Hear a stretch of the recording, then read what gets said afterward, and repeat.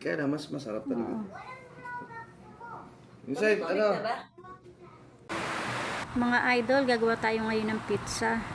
Itong video na to ay super late upload mga idol kasi napakatagal na talaga nito, nung December pa to, nung Pasko. Kaso nga hindi ko nagagawa ng voice over kaya hindi ko pa siya na-upload. Ang ginamit ko nga pala ditong kamatis mga idol ay yung nasa lata kasi that time sobrang mahal po talaga ng kamatis, alam nyo naman yan. Tsaka po pati yung bell pepper ay talaga pong tinipid ko kasi sobrang mahal talaga. Ang ginamit ko po pala na dahil wala kaming salami, ang ginamit ko ay Frank sausage. Masarap naman siya kasi malasa at saka spicy yung ginamit ko. Nilagyan ko na rin ng ham, pure foods po yung ginamit ko. Tapos nilagyan ko ng oregano, ng konting sibuyas na puti.